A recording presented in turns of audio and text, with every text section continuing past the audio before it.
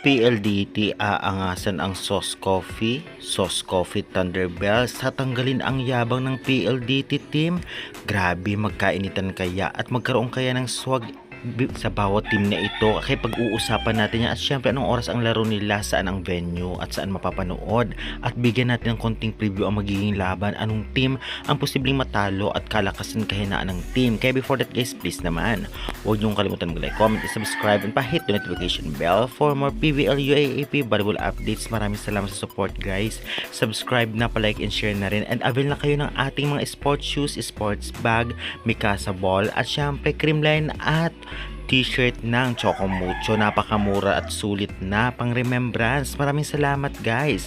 Well, ang laban nga nila ngayong araw, February 28, 2026 ay 6:30 PM at ang venue nito sa Phil Oil Center mapapanood. So One Sports Plus kung may mga cable kayo sa iyong bahay, Pilipinas Live Signal application ngunit may bayad, at sa pbl.ph live basta may internet kayo, free yun ngunit konting late lamang. Well, bigyan natin ng konting preview ang magiging laban.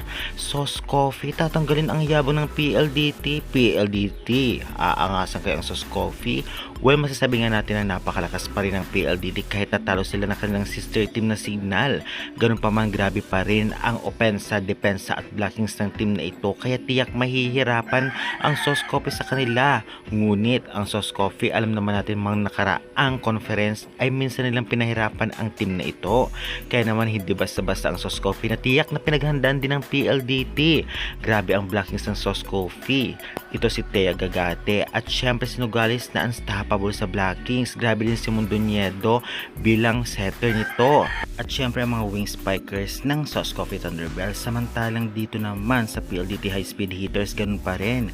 Unstoppable at threat talaga sa Sauce Coffee ito ngang si Davison at di na talagang nanggagawa. Samahan pa ng kanilang mga middle blocker na si Baron at Reyes, kaya naman tiyak mahihirapan talaga ang Sauce Coffee. Grabe din si Arado bilang depensa ng PLDT. Ganoon pa, mabilog pa rin ang bola at hindi natin alam kung anong team mananalo. Yun ang kalakasan kahinaan ng dalawang team na ito. Kaya guys, excited ba kayo? Sa tingin nyo anong team mananalo? Kaya ng kailang Sauce Coffee ang PLDT, o yabangan kaya sila ng PLDT, o di naman kaya matalo ng Sauce Coffee ang PLDT? Pa-comment, ipa-subscribe na lang.